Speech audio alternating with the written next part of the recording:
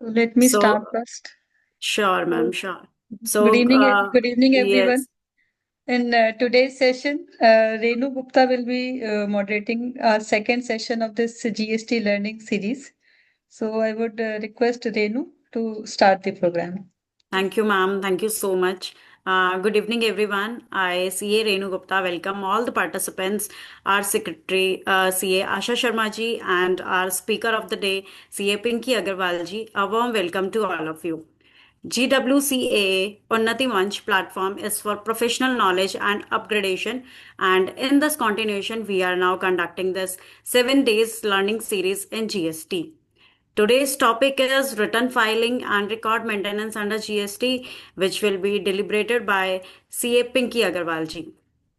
Now, I would like to invite CA Asha Agarwal ji, Asha Sharma ma'am. Ms. Asha Sharma is fellow member of ICI having more than 14 years of experience. She is the co-founder and secretary of GWCEA. She is also the executive member of Sales Tax Bar Association Delhi. A warm welcome to you, ma'am. Please share a few words about this webinar. Thank you so much, Renu. And friends, like yesterday, हमारा first session था on registration and RCM.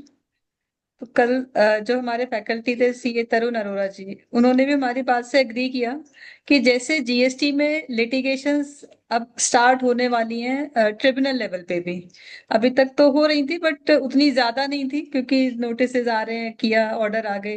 लेकिन अब एक बिल्कुल high level की litigation start होने वाली है, तो उसके लिए तैयारी जरूरी है। और तैयारी के लिए आपको पहले बेसिक कंसेप्ट्स का नॉलेज होना इज मोस्ट इम्पॉर्टेंट थिंग। इसी चीज को ध्यान में रखते हुए we have started this learning series where we are having 7 days for 7 different topics we are going to cover, and all the topics are uh, regarding the basic conceptual clarity and not about the litigation ki how to face the audits and assessments, but the basic thing. Yesterday we learned about the registration and the RCM, and today the session will be on the return filing and the record maintenance, because GST में record maintenance अपने आप में बहुत major important area है।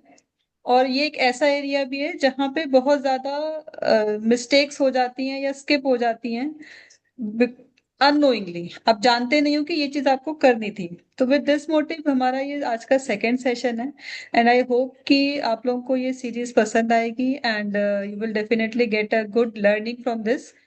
तो I would say happy learning to you all. Now over to you, Renu. Thank you, Asha ma'am. Thank you so much. I would like to invite CA Pinky Agarwal ji now. A brief introduction about Pinky ma'am.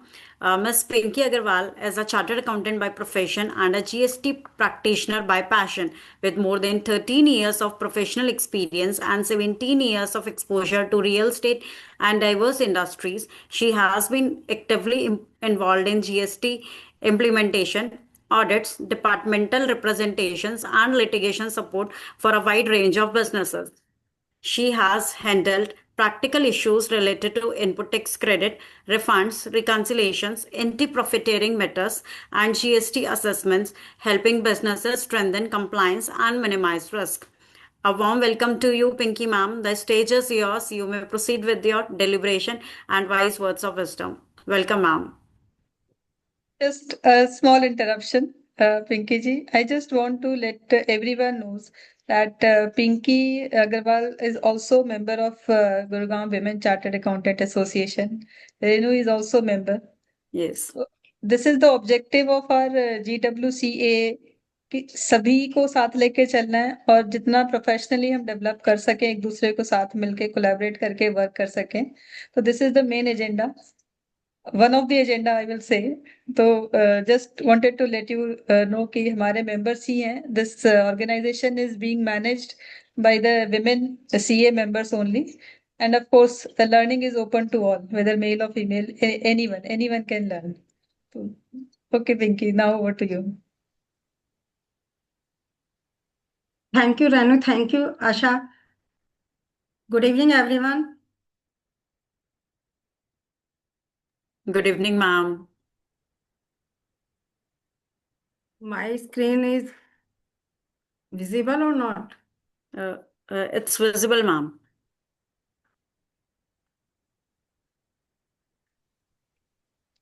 But my PPT, I think, is not visible. Just do one thing, आप एक Ma'am, बार screen share stop करके दोबारा से screen share कर दीजिए. right.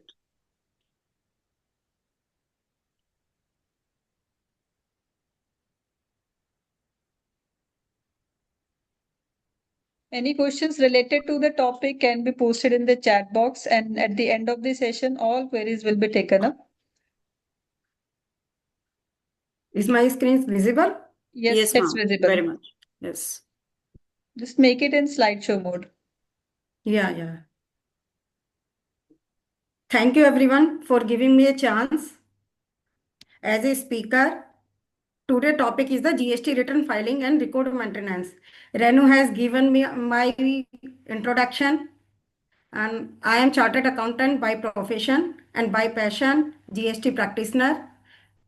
So मतलब from the day of GST starting, I have involved in whether it is GST implementation, GST audit, GST litigations.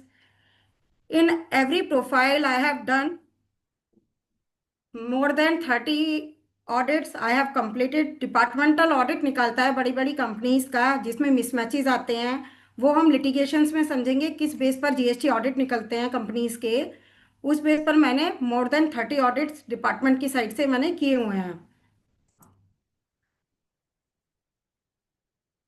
अब आते हैं अपने टॉपिक की तरफ. सबसे पहला टॉपिक है what is GST return.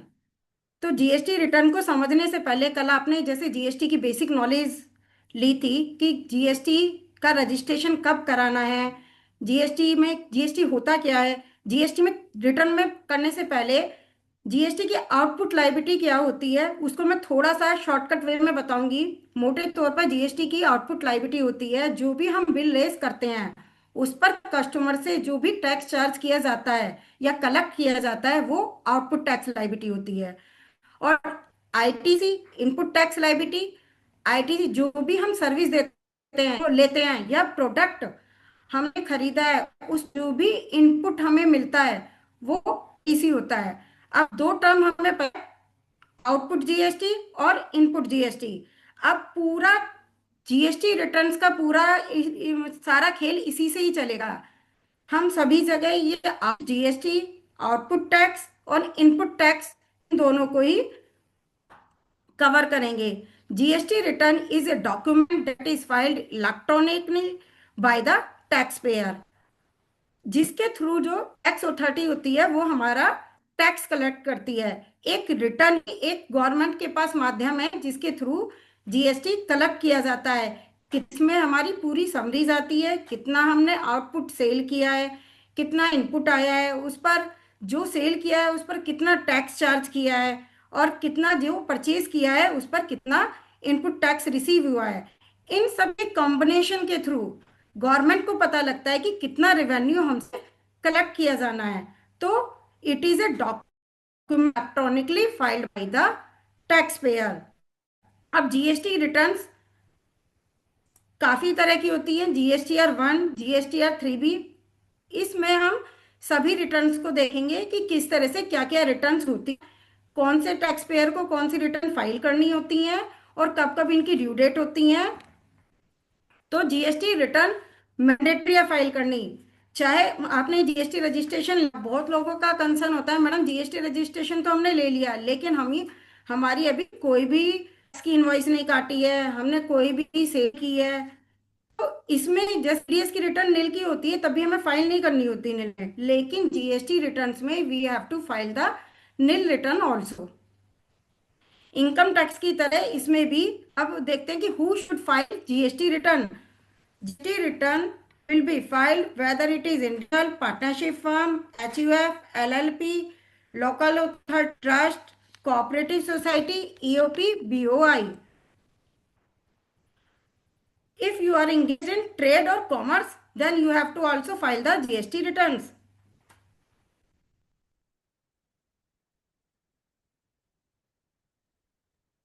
Sorry GST to return interrupt you, ma'am. Ma'am, could you please convert it to slideshow mode? Uh,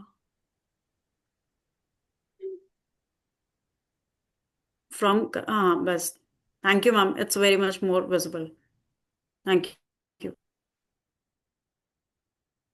GST return whether you have opted the monthly return और quarterly return, जब तक आपने कोई भी previous return file नहीं की है तो आप नेक्स्ट रिटर्न फाइल नहीं कर सकते हैं। और यदि आपकी रिटर्न कोई भी लेट है तो उस पर इंटरेस्ट की एप्लीकेबल होगा और लेट फीस आएगी। पहले क्या होता था, ये ऑटोमेटिकली सिस्टम उठाता नहीं था, अब तो इंटरेस्ट भी ऑटो ले लेता है, वो उठाता है, लेट फीस भी दिखाता है। तो इंटरेस्ट की जो लायबिलिटी है 18% per annum on the outstanding tax, वो टैक्स कैलकुलेट किया जाता है next day after the due date till the date of payment. Late fees nil के केस में 20 रुपीज, SGST 20 और अदर देन नील के केस में होगी 100 रुपीज, जो कि मैक्सिमम 5000 तक आएगी। अब आपको किस तरह से कितनी फ्रिक्वेंसी में रिटर्न फंसानी है, तो businesses with turnover up to 5 crore, जिन बिजनेसेस की टर्नओवर 5 करोड़ है तक है, उनको ऑप्शन है, चाहे आप मंथली बेसिस पर जा सकते हैं या फिर क्वार्टरली ऑप्ट कर सकते हैं। ऐसा नहीं है कि हमारी टर्नओवर 5 करोड़ कम है तो हम QMP में ही जाए, हम QMP के अलावा मंथली भी ऑप्ट कर सकते हैं। यदि हम 5 करोड़ तक की टर्नओवर है तो इजी रिटर्न्स को बनने के लिए कि मंथली प्रेशर ना बने, तो हमने क्वार्टरली का गवर्नमेंट ने ऑप्शन दिया हुआ है, जिसमें क्वार्टरली 4 GSTR 1 की रिटर्न जाएंगी और 4 ही आपकी 3B जाएंगी, एक एनुअल रिटर्न जाएगी। टर्नओवर मोर देन करोड़ के लिए आपकी मंथली रिटर्न है तो 12 महीने में GSTR 1 जाएंगी, 12 ही आपकी GSTR 3B जाएंगी और एनुअल रिटर्न जाएगी। 9C की यदि रिक्वायरमेंट है तो जाएगी। अब GSTR रिटर्न्स के GSTR 1, जैसे कि मैंने बताया था, आउटपुट लायबिलिटी, जो भी हम बिल रेज करते हैं उस पर आउटपुट टैक्स चार्ज करते हैं, उसके लिए हमारी GSTR 1 जाती है। QMP वालों के लिए क्वार्टरली जाएगी, मंथली वालों मंथली जाएगी, जिसकी ड्यू डेट मंथली के लिए 11 है।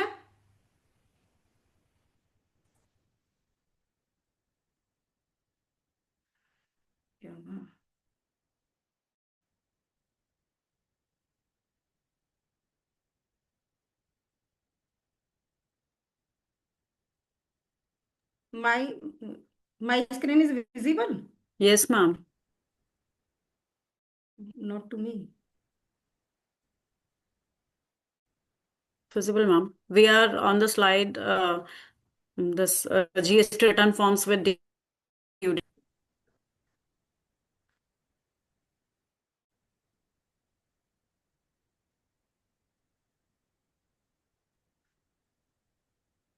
Okay.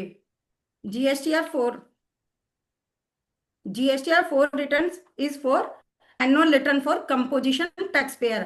जैसे ही हम आगे इन रिटर्न्स को देखेंगे कि कैसे फाइल की जाती है, वहां मैं आपको सारा बताऊंगी कि कंपोजिशन टैक्स पेयर कौन से होते हैं या फिर आपके नॉर्मल टैक्स पेयर कौन से होते हैं, QMP किनको फाइल करनी है। अभी हम बेसिक ले रहे हैं कि कौन कौन सी टाइप की रिटर्न्स होती हैं। जैसे GSTR 1 हो गई आपकी आउटपुट लायबिलिटी के लिए, 3B हो गई सम अप करने के लिए, जिसमें टैक्स लायबिलिटी और क्रेडिट क्लेम की समरीज आती है, इसी के थ्रू हमारा टैक्स की लायबिलिटी पे ऑफ होती है। CMP 08 सेल्फ, अब कंपोजिशन टैक्स पे के लिए पहले क्वार्टर रिटर्न जाती थी, अब एक एनुअल रिटर्न है और एक CMP 08 है जो सेल्फ असेस स्टेटमेंट कम पेमेंट है। नॉन रेजिडेंट टैक्सेबल पर्सन के लिए GSTR 5 है। ऑनलाइन इंफॉर्मेशन डाटा बेस हमारी नेक्स्ट रिटर्न है। अब हम देखते हैं कि GSTR 1 क्या है। GSTR 1 में हम, जैसे कि मैंने बताया, GST आउटपुट टैक्स लायबिलिटी, जितनी भी आपने सेल करी है उसकी डिटेल जाती है, सेल कितनी। तो हम सबसे पहले GST के पोर्टल पर जाएंगे, उसमें लॉगिन करेंगे, रिटर्न डैशबोर्ड आता है, रिटर्न बोर्ड में ऑप्ट करेंगे मंथली जाना है आपको या क्वार्टरली जाना है, फिर वहां जाकर GSTR 1 प्रिपेयर करेंगे। अब इसमें इनवॉइस की डिटेल जाती है B2B। अब क्या है, B2B है बिजनेस टू बिजनेस। मान लिया मैं सर्विस प्रोवाइड कर रही हूँ और किसी चार्टर्ड को ही सर्विस प्रोवाइड कर रही हूँ सपोज, तो वो मेरी जो मैं बिल पर GST चार्ज कर रही हूँ वो सामने इनपुट लेगा तो वो B2B है। जो डायरेक्ट कंजम्पशन बेस्ड है वो है B2C, जो हम डायरेक्ट कंज्यूम ले रहे हैं, जिसको इनपुट क्रेडिट जो नहीं लेता है वो है B2C। B2C में भी दो कैटेगरी है, लार्ज और स्मॉल। एक्सपोर्ट की हमें डिटेल्स जाननी होती है, export weather it is LUT और बेस्ड ऑन नॉन एलयूटी। सारे जो भी हमने क्रेडिट नोट या डेबिट नोट दिए हुए हैं उनकी डिटेल्स, सारे सेक्शंस को वैलिडेट करके हम डीएससी लगाकर जीएसटी की रिटर्न फाइल कर देते हैं।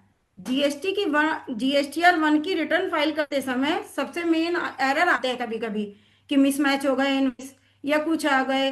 तो उसके लिए हमें यदि कोई भी मिसमैच आता है या कुछ भी प्रॉब्लम है तो नेक्स्ट मंथ की जीएसटीआर 1 में उसको करेक्ट कर लेंगे। तो हमारा है कि जीएसटीआर 1 फाइल करते समय क्या क्या एरर्स या फाइल करने के बाद एरर्स हमारे सामने आए हैं। जैसे कोई अमेंडमेंट होगा इनवॉइसेस में, या कोई क्रेडिट नोट इशू कर दिया, इनकरेक्ट जीएसटी नंबर डल गया, रॉन्ग टैक्स रेट डल गया, मिस इनवॉइस, डुप्लीकेट इनवॉइस दे दिया, तो उस केस में हम अमेंडमेंट सेक्शन में जाकर वहां पर, या एडिशनल इनवॉइस, या दूसरा ऑप्शन भी है कि आप नेक्स्ट मंथ की जीएसटीआर 1 में उसको करेक्ट कर सकते हैं।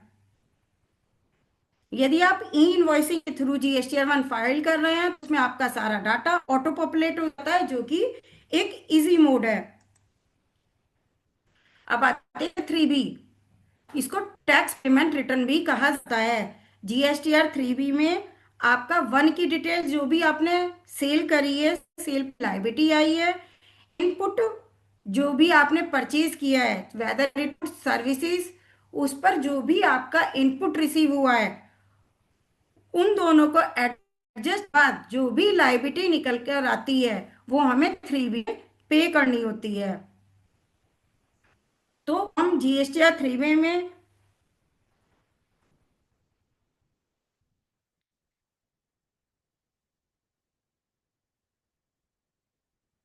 चैट बॉक्स में जो भी क्वेरीज आ रही हैं उसको मैं लास्ट में एंटरटेन करूंगी।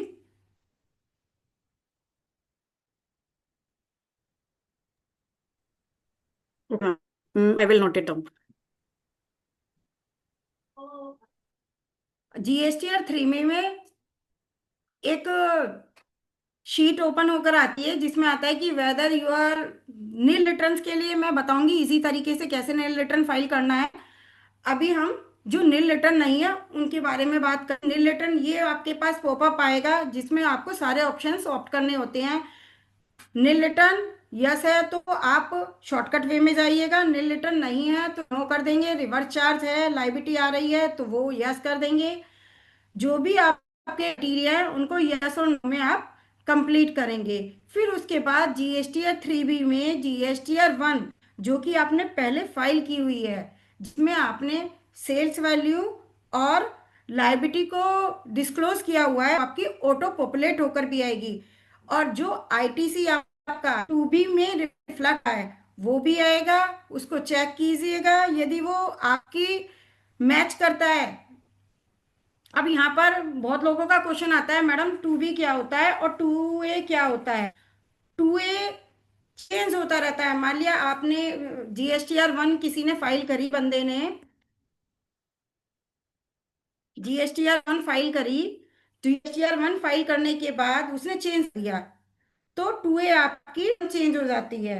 वो जो भी अमेंडमेंट होते रहते हैं वो एज एंड व्हेन अपलोड होते के साथ ही वो चेंज होते रहते हैं, लेकिन 2B आपकी स्टैटिक फिक्स रहती है। वो फिक्स डेट पर आती है 14th ऑफ एवरी मंथ, जिसमें आपकी एक्यूरेट लायबिलिटी, एक्यूरेट आईटीसी निकल कर आता है, जिसके बाद बेस पर आप लायबिलिटी डिस्चार्ज करते हो एडजस्ट करने के बाद। तो 2B ऑटो पॉपुलेट आ गई, आपकी जीएसटी 1 के हिसाब से लायबिलिटी आ गई, 2B के अकॉर्डिंग आपकी इनपुट आ गया। उसको के बाद आप 3B में लायबिलिटी को डीआर थ्रू एडजस्ट करेंगे। लायबिलिटी जीएसटी D03 में डिस्चार्ज करने के बाद डीएससी लगाकर जीएसटीआर 3B को आप क्लोज कर सकते हैं। 3B में हमारा 86B का कि 1% tax liability should be paid in. अब है नील रिटर्न। जिनकी कोई भी सप्लाई नहीं हुई है वो एक नील रिटर्न को फाइल करना कंपलसरी है। जीरो ट्रांजैक्शन के केस में आप लॉग इन करेंगे जीएसटी पोर्टल पर, रिटर्न डैशबोर्ड में जाकर सेलेक्ट नील फाइलिंग ऑप्शन पर जाएंगे और उसमें जीएसटीआर 1 और 3 भी डायरेक्टली आप कर देंगे। नील ऑप्शन पर जाकर ओटीपी के थ्रू से कंप्लीट कर देंगे।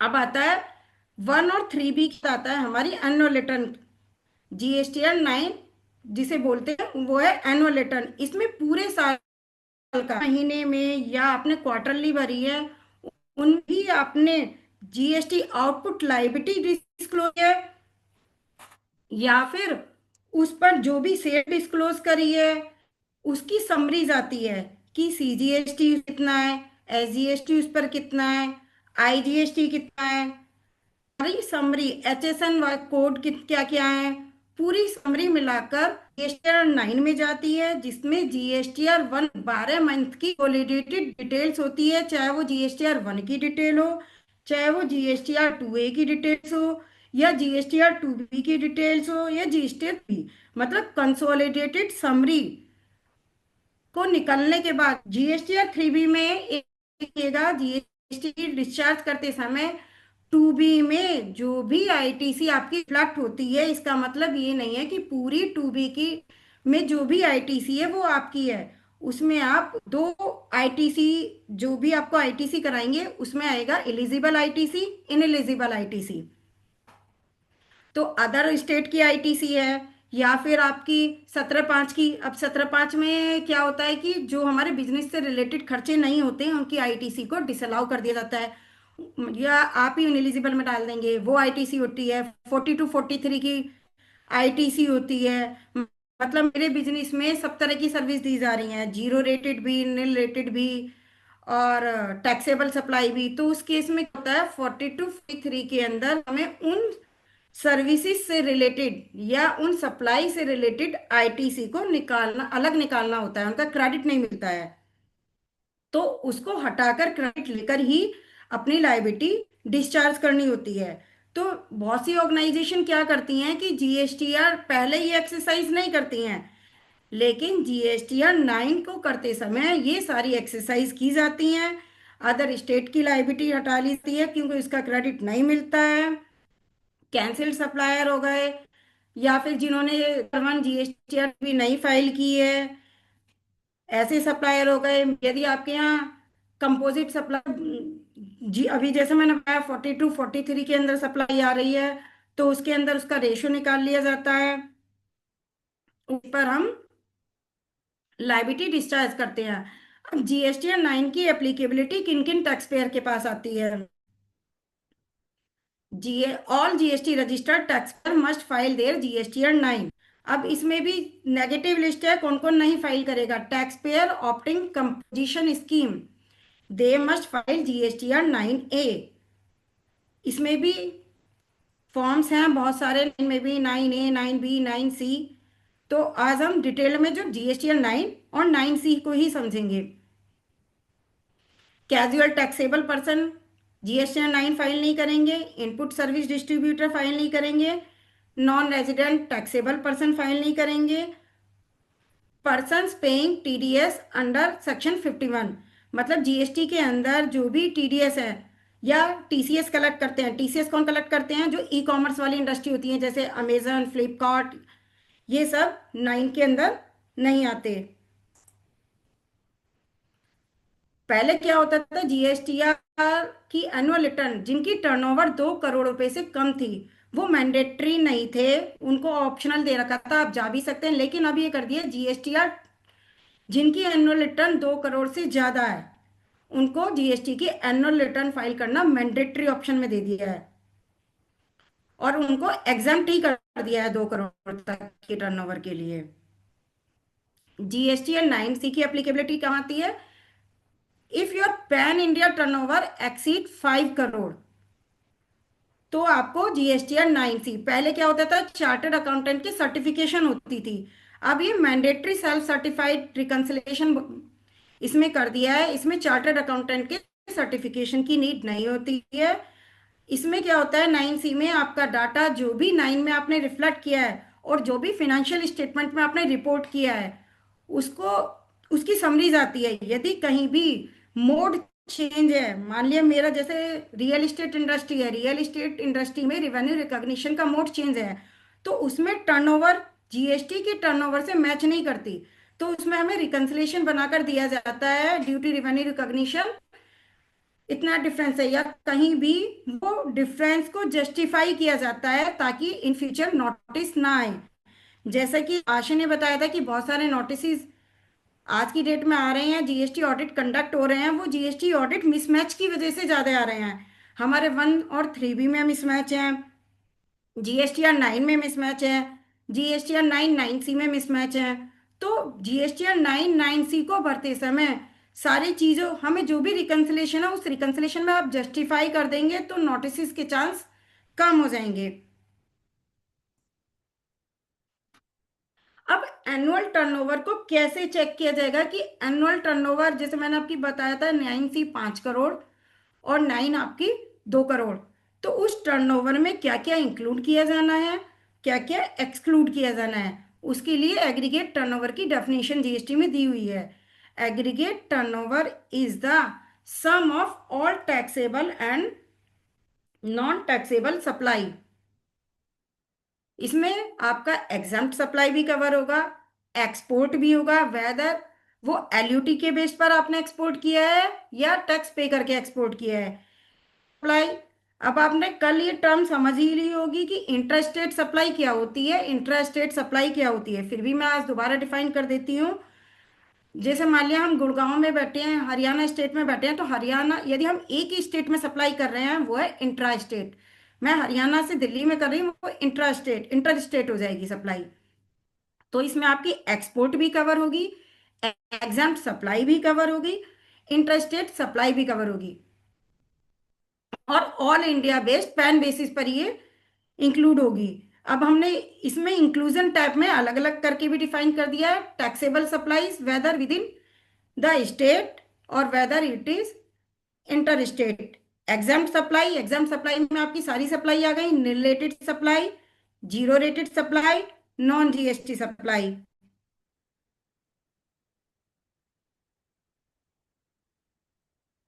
Export of goods and service, interstate supply between different GSTN under the same PAN. यदि एक पैन के अंदर हमने मल्टीपल जीएसटीएन नंबर ले रखे हैं तब वो सारे क्लब किए जाएंगे और पैन बेस पर टर्नओवर को कैलकुलेट किया जाएगा। एक्सक्लूजन में केवल आप टर्नओवर टर्नओवर लेंगे, इंक्लूडिंग जीएसटी को कवर नहीं करेंगे। जीएसटी का पार्ट वेदर सीजीएसटी है, एसजीएसटी है, आईजीएसटी है और सेस है, इसको एक्सक्लूड करेंगे। और जिस भी सप्लाईज पर आप रिवर्स चार्ज पे कर रहे हैं वो भी इसमें इंक्लूड नहीं होता है। GSTR 9 को फाइल करते समय हमें क्या क्या स्टेप्स को ध्यान में रखना है। GSTR 9 filing steps can be summarise, पहले आपको बताया कि मैंने समरी है ये, चाहे वो जी और GSTR 3B की है। तो आप यदि आपकी कोई 1 और 3B पेंडिंग है, सबसे पहले आपको GSTR 1 और 3B को कंप्लीट करना है।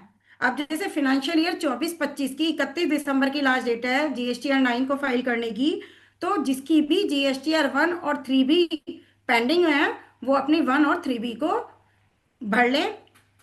फिर उसके बाद आप आईटीसी रिकंसिलेशन बनाकर रखें, सेल्स रिकंसिलेशन बनाकर रखें पूरे फाइनेंशियल ईयर का। यदि उसमें कहीं गैप है तो अपने वेंडर से और कस्टमर से इस गैप को बात करें, कहीं क्रेडिट नोट नहीं है या क्रेडिट नोट चढ़ाया हुआ है तो सही नहीं है, जो भी उसमें प्रॉब्लम है तो पहले ही उसको आइडेंटिफाई कर लें। यदि कोई भी आपके शॉर्ट पेमेंट है तो DRC 03 के थ्रू उस टैक्स पेमेंट को क्लेम कर लें।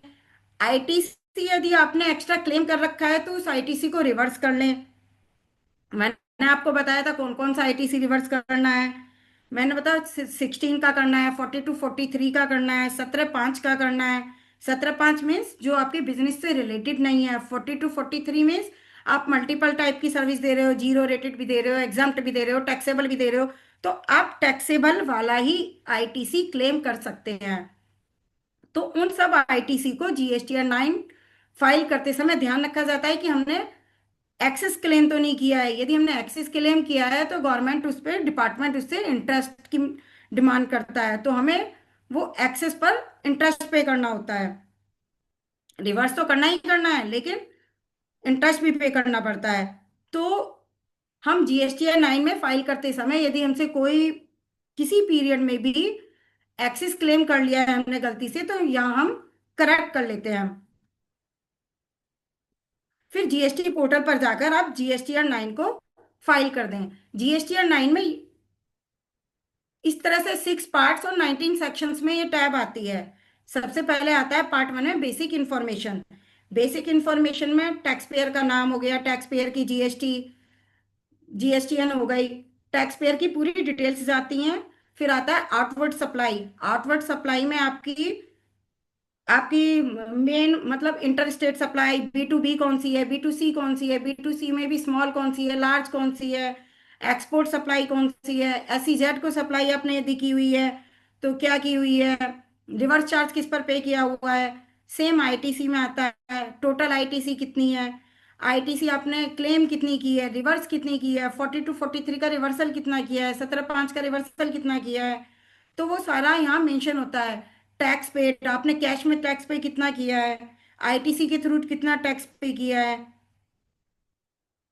प्रीवियस ईयर की ट्रांजैक्शन, प्रीवियस ईयर की ट्रांजैक्शन में आपने पहले क्लेम कर लिया, लेकिन आपने बुक्स में रिकॉर्ड कर लिया लेकिन क्लेम नहीं किया, तो वो सारी इसमें डाटा होता है। अदर इंफॉर्मेशन होती है। अदर इंफॉर्मेशन में क्या होता है, रिफंड यदि आपने कोई क्लेम किया है, रिफंड क्लेम की डिटेल हो गई।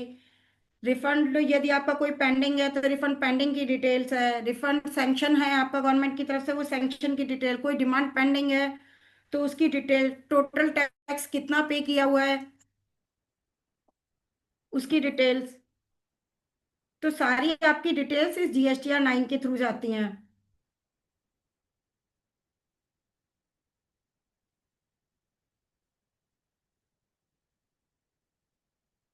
अब जीएसटीआर 9 को फाइल कैसे किया जाना है, सेम है। पहले आप जीएसटी की वेबसाइट पर जाकर लॉगिन करेंगे। रिटर्न डैशबोर्ड में जाकर जीएसटीआर 9, उसमें फाइनेंशियल ईयर को सेलेक्ट करेंगे। अब आप डाउनलोड सिस्टम कंप्यूटेड समरी, आप वो भी डाउनलोड करके देख सकते हैं कि आपका आईटीसी कितना है। ऑटो पॉपुलेट होती हैं कि जो भी आपने जीएसटीआर 1 में सेल्स डाली हुई है वो सेल्स ऑटो पॉपुलेट हो जाएगी। जो भी परचेज है वो 2B और 2A के अकॉर्डिंग आ जाएगी। आईटीसी आ जाता है आपका। जो भी रिफंड की डिटेल्स हैं ये सारी ऑटो पॉपुलेट हो जाती है। आप इनके थ्रू भी देख सकते हैं। यदि आपका कोई रिवर्सल है तो उसके बेस पर आप वैलिडेट करेंगे, डीएससी लगा देंगे और जीएसटी 9 को कंप्लीट कर देंगे। एक चीज इसमें ध्यान रखनी है, यदि आपने जीएसटीआर 9, जैसे मैंने बताया था जीएसटीआर 1 में आपका यदि कोई भी अमेंडमेंट करनी होती है तो वो नेक्स्ट मंथ की जीएसटीआर 1 में आप कर देते हैं, लेकिन जीएसटीआर 9 रिवाइज नहीं हो सकती। तो जीएसटीआर 9 फाइल करने से पहले आप डबल चेक कर लें कि कहीं कोई एरर तो नहीं हो गया है, क्योंकि सबसे ज्यादा चांसेस जीएसटीआर 9 में मिसमैच होने की वजह से ही नोटिस इशू होते हैं। तो जीएसटीआर 9 फाइल करते समय मैंने पहले से ही बताया था कि सारी तैयारी पहले कर लें। जीएसटी का आउटपुट रिकंसिलेशन, इनपुट रिकंसिलेशन, जो भी आपका रिवर्स करना है, आईटीसी कौन कौन से सेक्शंस में आपको आईटीसी रिवर्स करना है, क्या क्या आप सर्विस दे रहे हैं, क्या क्या आप सेल कर रहे हैं, उसके अकॉर्डिंग आप अपनी पूरी समरी बनाकर उसे रेडी कर लें। उसके बेस पर ही जीएसटी, कहीं कंफ्यूजन है तो वेंडर से पहले ही बात कर लें। और अदर इंडस्ट्रीज में कर रहे हैं जहां पर आपका जीए रिवेन्यू का मोड अलग है रिवेन्यू का, तो वहां पर आप 9C में रिकंसिलेशन में आप डाल भी दें आपका mismatch due to revenue recognition है, या जो भी आपका रीजन है वो उसमें रीजन के लिए आता है प्रॉपर, उसमें आप क्लियर कर लें। जीएसटीआर 9C, जैसे कि मैंने बताया जीएसटीआर 9C एक रिकंसिलेशन स्टेटमेंट है।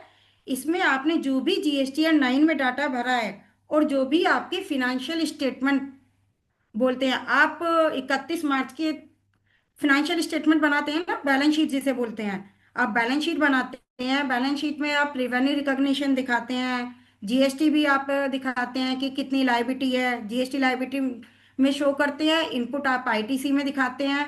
तो वो सारा इसमें फिनेंशियल की अटैचमेंट भी जाती है। तो ऐसा नहीं है आपने इसमें कुछ और शो कर दिया, लेकिन फिनेंशियल्स के थ्रू भी आपके मिसमैच जनरेट हो सकते हैं। तो आपको इसमें दोनों को कंपाइल करना है कि यदि कोई मिसमैच है तो उसका रीजन, जैसे मैंने आपको बताया, रेवेन्यू रिकॉग्निशन रीजन हो सकता है, एडवांस, हमारी जीएसटी जो लायबिलिटी डिस्चार्ज होती है वो एडवांस पर भी होती है। एडवांस हमारा पहले आ गया, उस पे जीएसटी डिस्चार्ज कर दी, लेकिन वो एडवांस बाद में एडजस्ट हुआ, तो वो भी हमें जीएसटीआर 1 में उसमें दिखाना होता है कि कितने एडवांस पर आपने जीएसटी पे करी है। तो वो सारी समरी को ध्यान में रखकर ही 9C की रिकंसिलेशन होती है। आपको सबसे पहले जीएसटी और 9C को ऑफलाइन टूल के थ्रू डाउनलोड करना है। उसका पार्ट ए फिल करना है, जिसमें होता है टर्नओवर की रिकंसिलेशन, आईटीसी की रिकंसिलेशन, कितना टैक्स पे हुआ और क्या आपका कंप्यूट होकर आ रहा है। फिर आता है सेल्फ सर्टिफिकेशन। यहाँ पर पहले सीए सर्टिफाई करता था, लेकिन अब ये सेल्फ सर्टिफिकेशन कर दिया है, मतलब टैक्स पेयर खुद भी सेल्फ सर्टिफाई करता है कि मेरी जो भी मतलब टर्नओवर इतनी थी, इस पर मैंने इतनी लायबिलिटी डिस्चार्ज करी है, ये मेरी एक्यूरेट है। फिर जीएसएन पोर्टल पर अपलोड करके डीएससी लगाकर 9C को अपलोड कर देगा।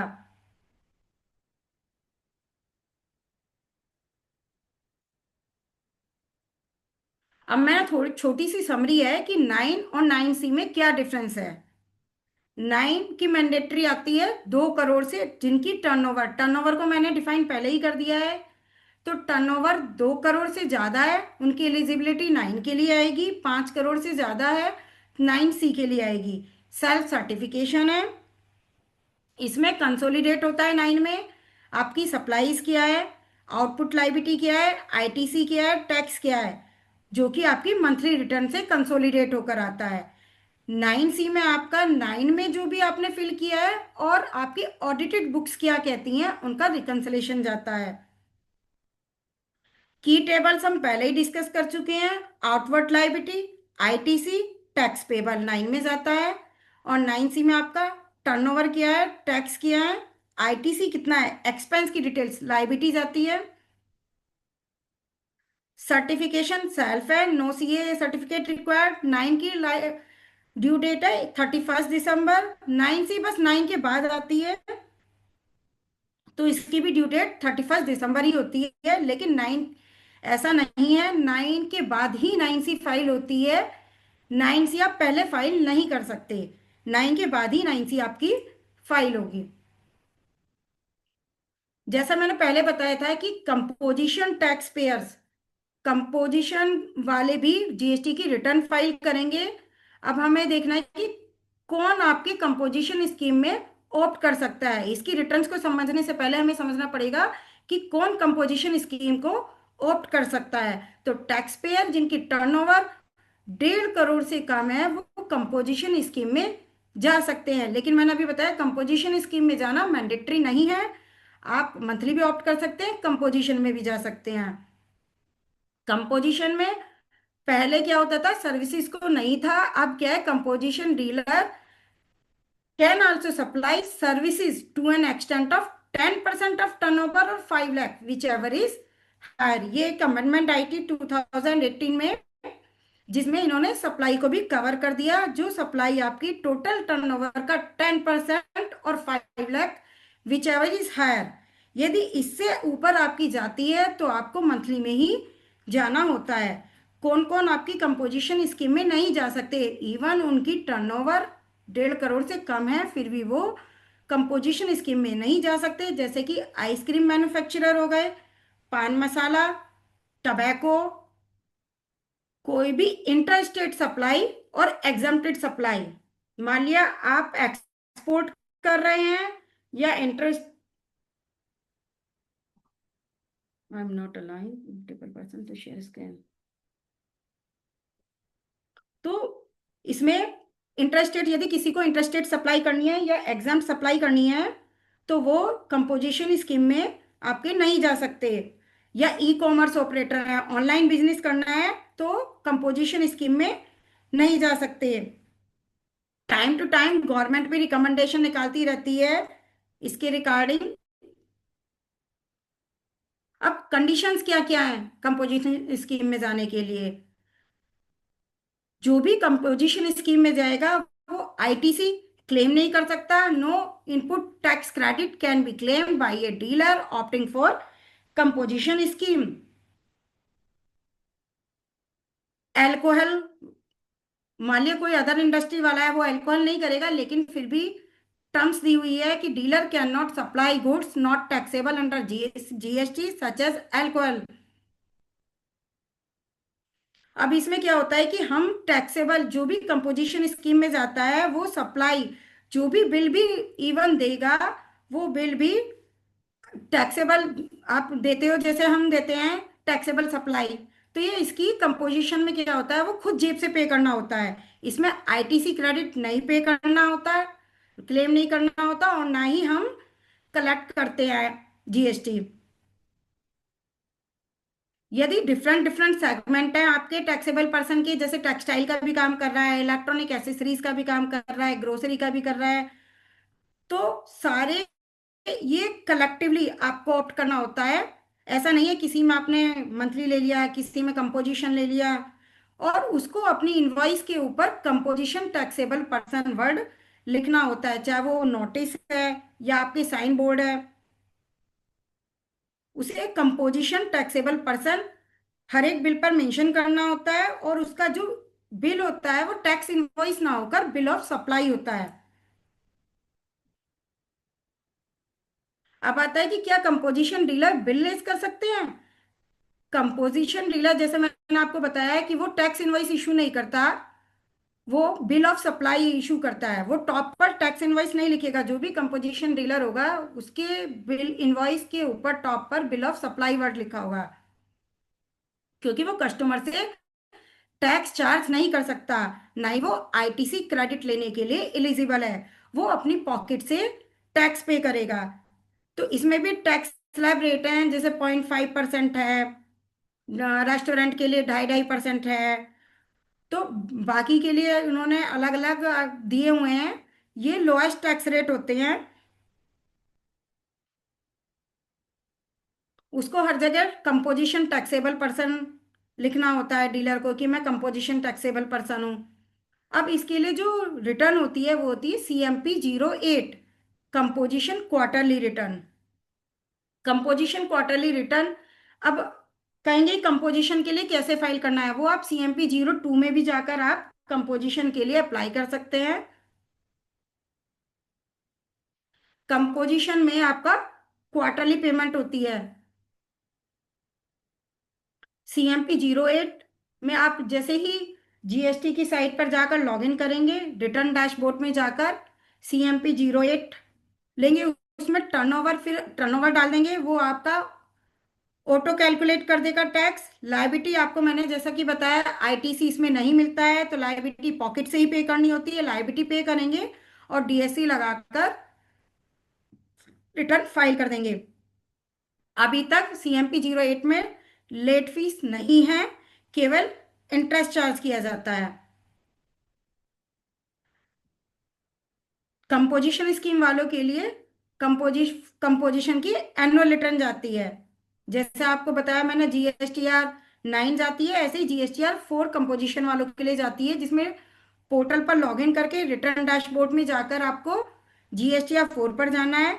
उसमें आपकी टर्नओवर की डिटेल्स, इसमें बेसिकली क्या है, आपकी कंप्लाइंस कम हो जाती है, आपको आईटीसी का रिकॉर्ड नहीं रखना, आउटपुट लायबिलिटी नहीं करनी, तो GSTR 1 फाइल नहीं करना। इसमें ये समराइज्ड एक तरीके से दे दिए, ईज कर दिया है। जिनकी टर्नओवर 1.5 करोड़ तक की है उनको ईज कर दिया है, कंप्लाइंस फ्री कर दिया है। उसमें आपको टर्नओवर डालनी है, उस टर्नओवर पर परसेंटेज डालकर आपको टैक्स डिस्चार्ज कर देना है। ना उसका कस्टमर से कलेक्शन से रिलेशन है, ना उसका आईटीसी से रिलेशन है। लेकिन इसमें रिवर्स चार्ज आपको पे करना है। यदि किसी पर रिवर्स चार्ज की लायबिलिटी अट्रैक्ट हो रही है, तो मान लिया जैसे अब कर दिया है कि कॉमर्शियल, यदि कोई कमर्शियल रेंट आउट लेता है तो उस पर जीएसटी, उसको जीएसटी रजिस्टर्ड पर्सन है तो रिवर्स चार्ज है, या किसी अदर सर्विस लेता है जिस पर रिवर्स चार्ज की, जैसे कल आपने टॉपिक पढ़ा है रिवर्स चार्ज, जहां पर भी एप्लीकेबिलिटी आती है, तो कंपोजिशन वालों को भी रिवर्स चार्ज की लायबिलिटी पे करनी होती है। टैक्स पे करके डीएससी लगा दिया जाता है, और इस पर लेट फी आपकी है नहीं। अब आता है GSTR 5, non resident taxable person. Foreign tax payer जो इंडिया में सप्लाई कर रहे हैं उनको GSTR 5 फाइल करनी होती है। GSTR 5 में भी कुछ नहीं है, केवल जीएसटी पोर्टल पर सेम सारी रिटर्न का प्रोसीजर वही है। जीएसटी पोर्टल पर जाना है, रिटर्न डैशबोर्ड लेना है, फिर उसमें GSTR 5, फिर प्रोवाइड इनवॉइस वाइज डिटेल, आपने कौन कौन से इनवॉइस वाइज डिटेल्स दी है, इनपुट टैक्स कितना है, टैक्स पेबल लायबिलिटी क्रिएट करनी है और रिटर्न फाइल कर देनी है।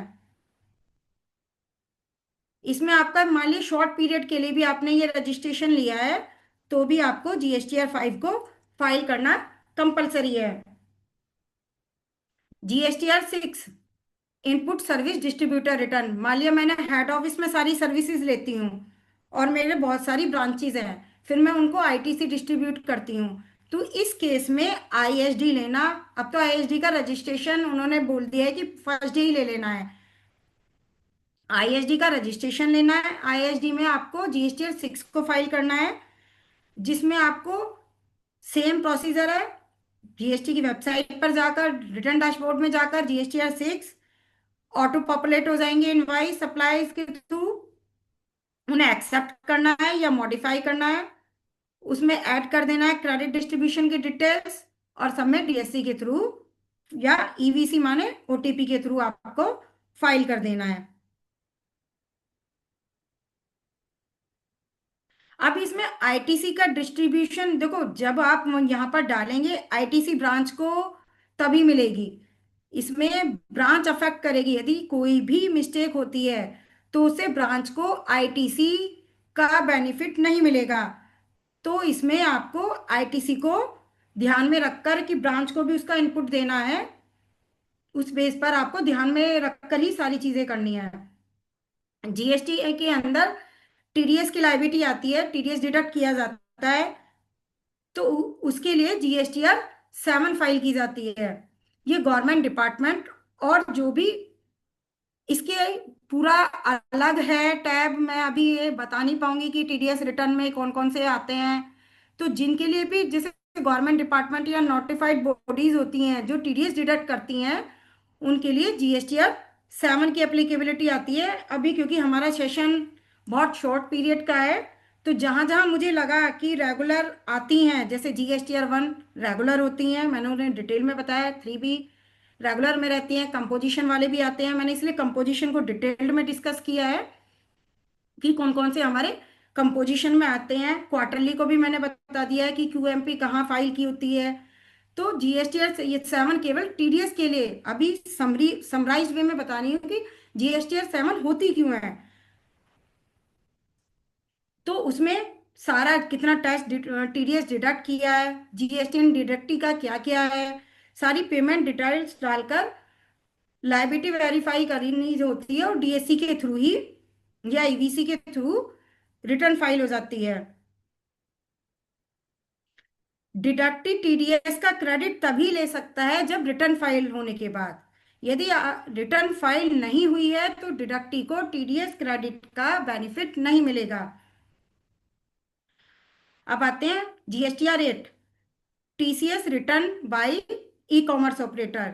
जैसे अमेजन है, उस पर अमेजन, फ्लिपकार्ट और आपके मैशो हो गए, या और भी जो प्लेटफॉर्म जो ई कॉमर्स ऑपरेटर हैं, उनके लिए GSTR ये क्या करते हैं, आप कहीं भी देखेंगे किसी भी बिजनेस में, हम यदि इनके थ्रू अपना सेल करते हैं, अमेजन पर अपने कोई भी प्रोडक्ट लिस्ट करते हैं, फ्लिपकार्ट पर करते हैं, मीशो पर करते हैं, तो ये हमसे टीसीएस डिडक्ट करते हैं। ई कॉमर्स ऑपरेटर टीसीएस डिडक्ट करता है, तो उसके लिए हमें GSTR 8 इनको टीसीएस ई कॉमर्स ऑपरेटर को GSTR 8 फाइल करना होता है। इसका प्रोसीजर भी सेम है। जीएसटी के पोर्टल पर जाकर रिटर्न डैशबोर्ड में जाकर GSTR 8 को सेलेक्ट करेंगे, सप्लाईज मेड थ्रू प्लेटफॉर्म, सारी जितना भी आपने टीसीएस कलेक्ट किया है, इन्होंने मान ली जितने भी डिफरेंट प्रोडक्ट्स इनकी साइट पर लिस्ट होते हैं, और जिस जिस पर भी टीसीएस काटा होता है उनकी पूरी डिटेल्स दी जाती है कि कितना टीसीएस इन्होंने कलेक्ट किया है और वो टैक्स पे किया जाता है और फाइल किया जाता है। जो सेलर टीसीएस जो क्लेम कर सकता है वो जीएसटीआर रेट को फाइल करने के बाद ही आपका क्लेम कर सकता है। जीएसटी जीएसटी को फाइल करने से पहले, जीएसटी रिटर्न्स को फाइल करने से पहले क्या क्या चीजों को आपको ध्यान में देना है। आपको रिकंसिलेशन बनानी है। यदि किसी के यहाँ ई वे बिल जनरेट होते हैं तो ई वे बिल को चेक करना है। टू बी की रिकंसिलेशन बनाकर रखनी है। मैंने जैसे कि बताया था एलिजिबल आईटीसी कितनी है, इनएलिजिबल कितनी है। इनएलिजिबल है तो उसको रिवर्स कर कितना करना है उसकी कैलकुलेशन है। बी टू बी इनवाइस कितने हैं, एचएसएन कोड क्या है, प्लेस ऑफ सप्लाई क्या है, डेबिट क्रेडिट नोट्स रेडी रखने हैं। प्रीवियस रिटर्न आपकी फाइल है नहीं है, क्योंकि बिना प्रीवियस रिटर्न के आप आगे की रिटर्न फाइल नहीं कर पाएंगे। कैश बैलेंस है या नहीं है, नहीं है तो आपको DRC 03 के थ्रू पेमेंट करनी है। अब मैंने इसमें छोटे से क्वेश्चन भी बनाए हैं जिसके बेस पर क्या क्या प्रॉब्लम्स फेस होती हैं। इससे आपकी problems I think mostly clear हो जाएंगी। जैसे मैंने बताया कि यदि प्रीवियस मंथ की जीएसटी फाइल नहीं है तो आप आगे के मंथ की जीएसटी की रिटर्न फाइल नहीं कर पाएंगे। यदि आपका आईटीसी कम है तो आपको कैश लेजर के थ्रू टैक्स पे करना है। यदि आपका रजिस्ट्रेशन ही कैंसिल हो गया है तो जब जी आपका रिवोक हो गया है तो रिवोकेशन के बाद क्या करना है, जीएसटी एक्टिव होते ही आपको सारी पेंडिंग पीरियड की रिटर्न फाइल करनी है। GSTR 1 के बाद आपका कोई क्रेडिट नोट इशू हुआ है तो नेक्स्ट मंथ की GSTR 1 में आप उसे करेक्ट कर सकते हैं। आप कहते हैं कि मैडम मैडम मैंने टैक्स तो पे कर दिया लेकिन 3B फाइल नहीं करी है। लेकिन मैंने गवर्नमेंट को तो टैक्स पे कर दिया, लेकिन पेमेंट जब तक कंसीडर नहीं की जाएगी जब तक कि आपने GSTR 3B को फाइल नहीं किया है। आपने चालान तो पे कर दिया है लेकिन 3B फाइल नहीं की है तो पेमेंट कंसीडर नहीं की जाएगी। अब जीएसटी नोटिस को से कैसे बचें, मैं बार बार आपको समझाया है कि 2B में जितना भी इनपुट आता है वो आपका आईटीसी नहीं है पूरा का पूरा। आप उसको एनालिसिस करें कि कौन सा इनपुट आपका क्लेम किया जाना है, कौन सा इनएलिजिबल आईटीसी है, अदर स्टेट का कौन सा है, कौन सा कैंसिल। ऐसे भी सप्लायर हो सकते हैं किसी ने रिटर्न ही फाइल नहीं की है, या फिर 4243 का रिवर्सल है, 17(5) का रिवर्सल है। वो सारी चीजों को ध्यान में रखकर यदि आप सारा आईटीसी ले लेंगे तो इन उसकी वजह से भी आपके पास नोटिस के चांस बढ़ जाते हैं। एचएसएन कोड आपने करेक्ट डाले हुए हैं, इनवॉइस नंबर की सीरीज सही है। कोशिश करें कि हर साल इनवॉइस सीरीज सेम ना रखकर इनवॉइस सीरीज को चेंज कर दे ताकि बल्कि ना हो। इनवॉइस सीरीज मेंटेन करके रखें। नील GSTR 1 भी, मतलब आपकी यदि कोई सेल नहीं है, कई बार क्या होता है पैसे नहीं है तो बहुत से टैक्स पेयर कहते हैं जिस भी कंसल्टेंट से कराते हैं नील कर दो अगले में देखा जाएगा, लेकिन ऐसा नहीं प्रैक्टिस में लाना है, ऐसा करना ही नहीं है। आपकी एक्चुअल सेल है तो सेल दिखानी है, लायबिलिटी डिस्चार्ज करनी है।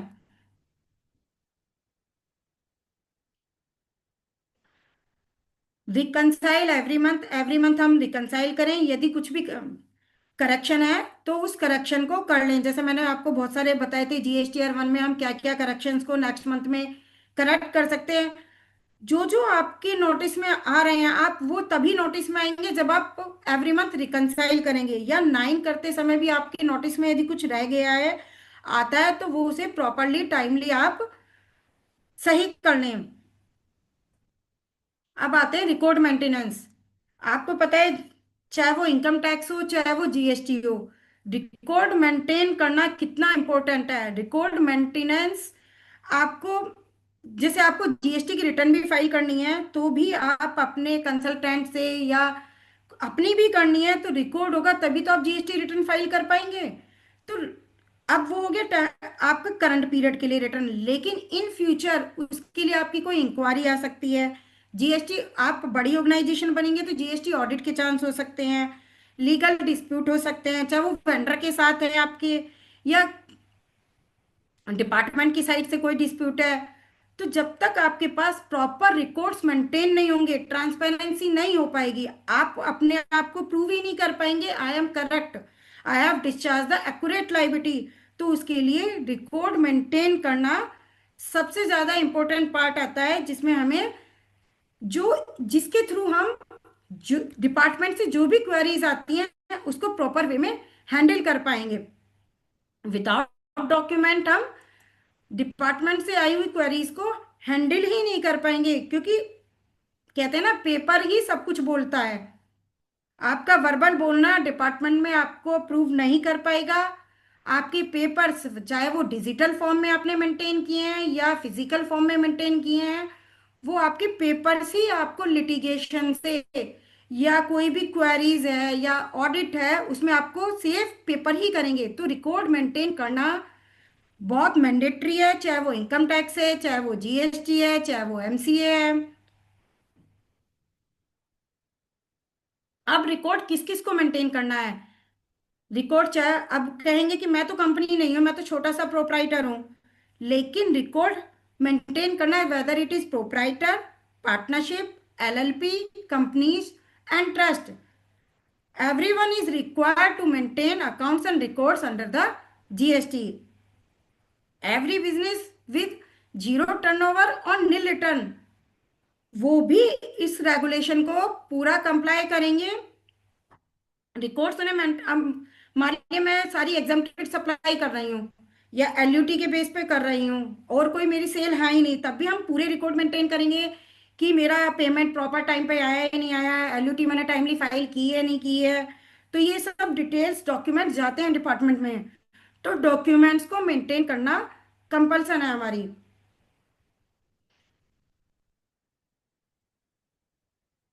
Casual taxable person and non-resident taxable person also have limited documentation। Casual के लिए क्या होता है, वो शॉर्ट पीरियड के लिए ही रजिस्ट्रेशन लेता है, तो वो कैजुअल टैक्स पेयर भी रिकॉर्ड मेंटेन करता है, लेकिन उसको बिल्कुल एक्सटेंसिव वे में नहीं करने होते, क्योंकि शॉर्ट पीरियड के लिए उसने रजिस्ट्रेशन लिया होता है। वो रजिस्ट्रेशन केवल उसको 90 डेज के लिए मिलता है। कल आपने रजिस्ट्रेशन में आई थिंक ये सब समझा होगा। अब है mandatory maintenance of accounts and records. आपको कौन कौन से रिकॉर्ड्स को मेंटेन करना है? यदि आपकी मैन्युफैक्चरिंग यूनिट है, कोई प्रोडक्शन डिपार्टमेंट है, तो कौन कौन से गुड्स आपने डिटेल उसकी डिटेल्स आपको मेंशन करनी है कि कौन कौन से गुड्स मैन्युफैक्चर किए। कैटेगरी ए बी सी तीन तरह की किए, तो तीनों की डिटेल्स आपको रिकॉर्ड्स मेंटेन करने हैं। किस टाइप का गुड्स है, क्या क्वांटिटी है, किस डेट की प्रोडक्शन है।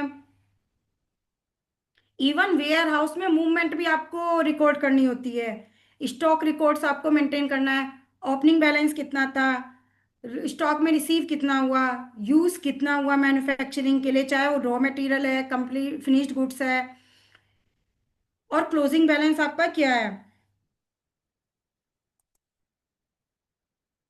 सेल्स परचेज की डिटेल जो भी आपने GSTR 1 में शो करी है, जो भी आपने सेल करी है, मैंने बताया whether taxable supply, exempted supply, related supply, कोई भी सप्लाई हो, तो वो आपको रिकॉर्ड्स मेंटेन करने हैं। इनवर्ट सप्लाई, जो भी आप परचेजेस कर रहे हैं, परचेज के बिल्स आपके हाथ में होने चाहिए। अब वो फिजिकली हो, अब तो डिजिटल भी मैं इसमें बताऊंगी, डिजिटल भी आपके अप्रूव्ड हैं, डिजिटल भी बिल्स एक्सेप्टेड हैं, लेकिन सारी चीज़ें उसमें बिल में क्या क्या होना चाहिए वो सारी चीज़ें मेंशन होनी चाहिए इनपुट लेने के लिए। तो आपको सेल्स के बिल, परचेज के बिल सारे रिकॉर्ड में मेंटेन करके रखने हैं। उसमें किस डेट पर रिकॉर्ड, ये तो बताने की नीड है नहीं आई थिंक कि इनवॉइस पर क्या क्या मेंशन होना चाहिए, वो तो आपकी सबसे पहले क्राइटेरिया था। आईटीसी आपने कितना अवेल किया, कितना यूटिलाइज किया, कितना बैलेंस लिया। आप इवन पोर्टल से भी ये सब चीजें निकाल सकते हैं, कैश लेजर निकाल सकते हैं, क्रेडिट लेजर निकाल सकते हैं, अपने यहाँ फिजिकल भी मेंटेन कर सकते हैं। आपकी बुक्स जो मेंटेन करते हैं उसमें आता है कि किन किन आईटीसी लिया है, किन का इनएलिजिबल आपने दिखाया है, क्योंकि आगे यदि आपसे डिटेल मांगी जाती है कि 42 43 में कितना रिवर्सल किया है, ऐसा नहीं मैंने नंबर डाल दिया उसमें 5 लाख का सपोज रिवर्सल किया है, तो उसकी कैलकुलेशन आपके पास होनी चाहिए। मैंने 5 लाख का किस बेस पर रिवर्स किया है, या मैंने 17/5 का रिवर्सल किया है तो किस किस इनवॉइस के अगेंस्ट मैंने वो रिवर्सल किया है। उसके लिए आपको रिकॉर्ड्स मेंटेन करने पड़ेंगे कि ये रिकॉर्ड है, इस वेंडर का है, इस इनवॉइस डेट का है, इस सर्विस से रिलेटेड है जिस पर मैंने 17/5 का क्रेडिट नहीं लिया है। तो वो आप तभी बता पाएंगे जब आपके पास रिकॉर्ड्स प्रॉपर मेंटेन होंगे।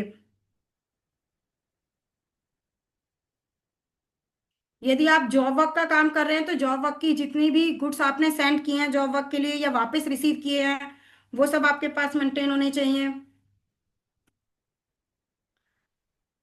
अब स्पेसिफिक कैटेगरी के लिए भी रिकॉर्ड्स मेंटेन, चाहे वो रजिस्ट्रेशन उन्होंने जीएसटी का लिया हुआ है या नहीं लिया हुआ है। ट्रांसपोर्टर के केस में ज्यादा होता है कि रजिस्ट्रेशन नहीं है तब भी उन्हें रिकॉर्ड्स मेंटेन करने होते हैं।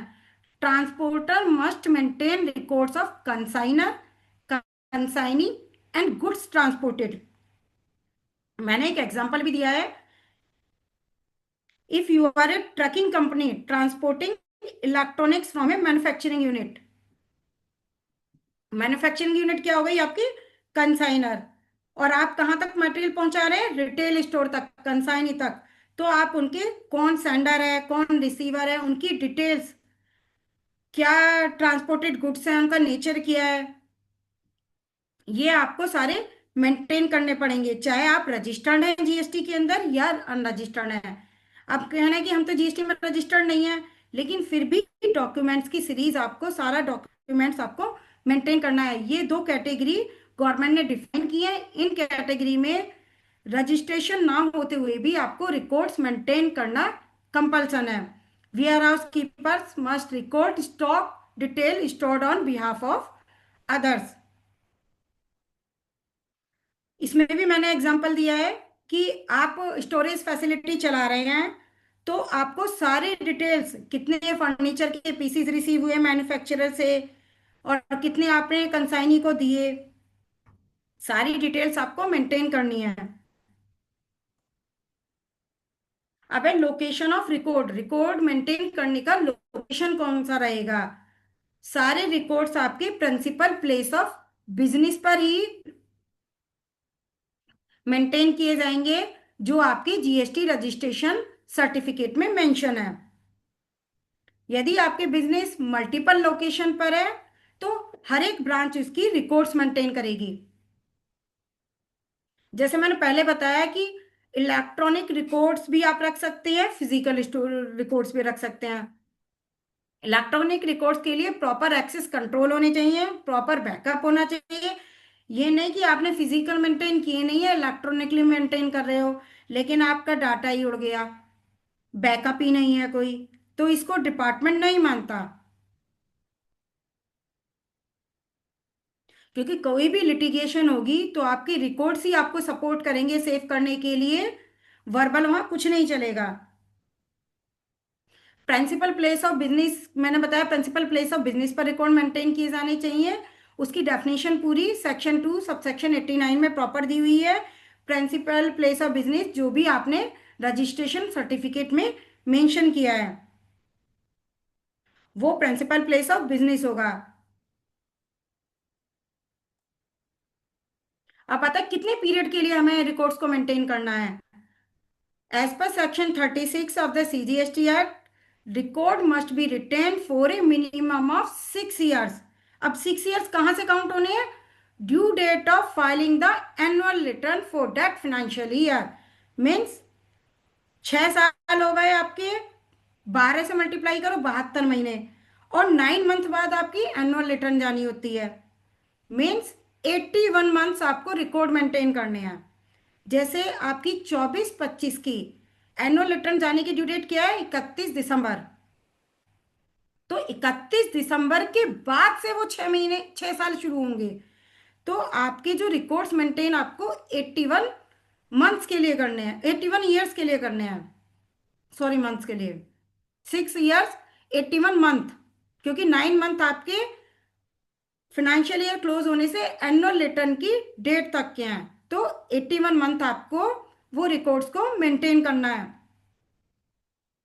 अब यदि आपका कोई डिस्प्यूट चल रहा है डिपार्टमेंट में, कोई असेसमेंट चल रही है, तो आपको वो रिकॉर्ड्स 1 ईयर आफ्टर द, मान लिया आपके, आप कह रहे हैं कभी कभी 6 साल 5 साल हो गए, या 7 साल, आपके फ्रॉड के केस में 7 साल में भी हो जाता है, तो 7 साल के केस में आपको रिकॉर्ड्स, ये नहीं कि 6 साल हो गए अब मेरी लाइबिलिटी खत्म, आपको उस प्रोसीडिंग के 1 ईयर, 1 ईयर उस प्रोसीडिंग के कंक्लूजन के 1 ईयर के 1 ईयर तक भी आपको वो मेंटेन करने हैं records.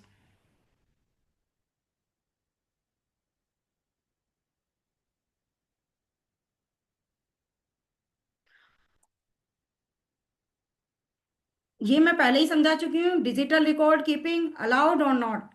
Digital record keeping is allowed, चाहे आप cloud based accounting tool use कर रहे हो, टैली, जो हो जो हो बुक्स कर रहे हैं, क्विक बुक्स कर रहे हैं, बिजी कर रहे हैं, जो भी आप ईआरपी कर रहे हैं, चाहे वो ईआरपी आपने खुद डेवलप कराई है, बाहर की है, तो डिजिटल रिकॉर्ड आपके यहाँ पर अलाउड है। बैकअप्स आपके फ्रिक्वेंटली लिए होने चाहिए, और उनका एक्सेस होना चाहिए ऑडिट के दौरान। जीएसटी ऑफिसर इंस्पेक्शंस के लिए आते हैं, कभी उन्हें वो होता है तो इंस्पेक्शन भी आती हैं, तो वो आपके रिकॉर्ड्स चेक करते हैं, तो वहां पर जीएसटी ऑफिसर्स को रिकॉर्ड्स को इंस्पेक्शन करने के, ऐसा नहीं है हमारे पास बैकअप नहीं है, हमारे पास बहाने बना देते हैं टैक्स पेयर, ये नहीं होता है, तो वो आपके रिकॉर्ड्स को इंस्पेक्शन कर सकते हैं। रिकॉर्ड्स को ना मेंटेन करने पर जैसे सब पर पेनल्टी आती है, सेम इसमें भी पेनल्टी होती है। अब हम जीएसटी रिकॉर्ड को मेंटेन करते समय क्या क्या मिस्टेक्स करते हैं।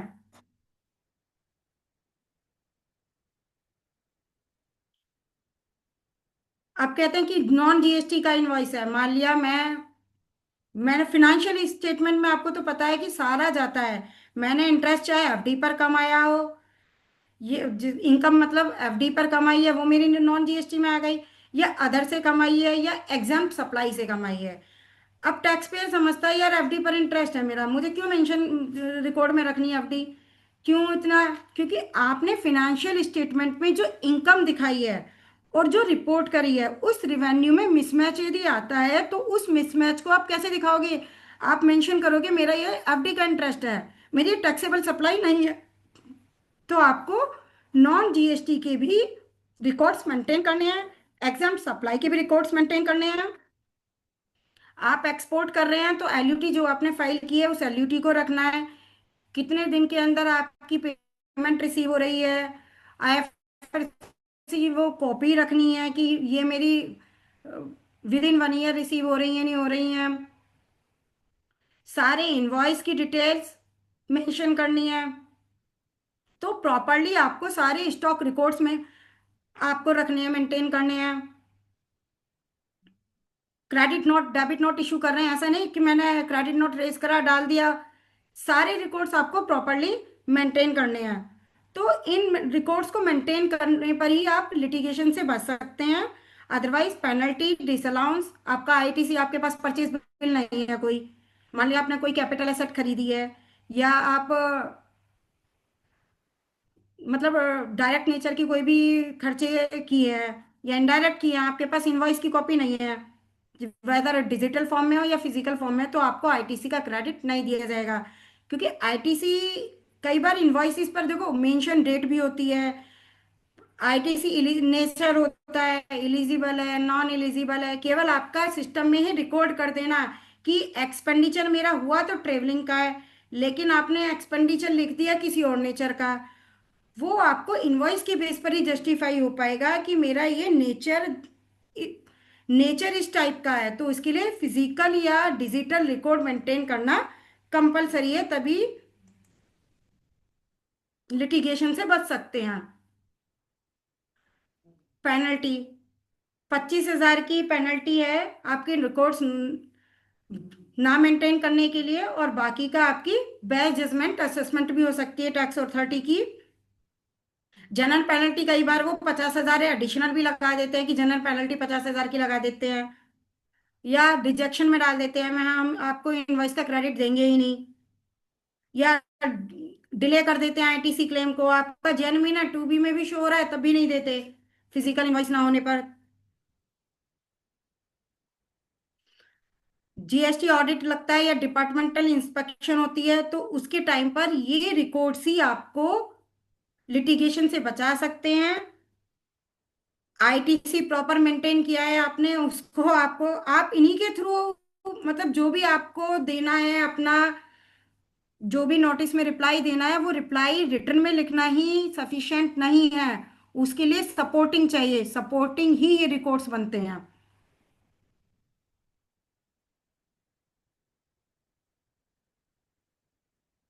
अब मैंने आपको सारे जीएसटी की रिटर्न्स समझा दिए हैं, जीएसटी के रिकॉर्ड्स मेंटेन कैसे करते हैं, क्या पीरियड होना चाहिए, कहाँ पर मेंटेन होना चाहिए, किस फॉर्म में होना चाहिए, वो सब मैंने आपको डिटेल्ड में यहाँ बता दिया है। अब है जीएसटी कंप्लाइंट बुक्स, मतलब आपको जीएसटी कंप्लाइंट होना है। यहाँ पर बहुत से ऐसे भी बंदे होंगे जो जीएसटी में प्रैक्टिस स्टार्ट करना चाह रहे हैं, या जो जीएसटी अदर में प्रैक्टिस कर रहे हैं, या फिर जीएसटी में, मतलब चाहे वो एडवोकेट है, अदर प्रोफेशनल्स भी हैं, जीएसटी में जाना चाह रहे हैं। तो जीएसटी में जाने से पहले क्या क्या बेसिक टर्म्स उन्हें पता होनी चाहिए, वो सारी मैंने यहाँ डिटेल्स में डिस्कस की हुई हैं।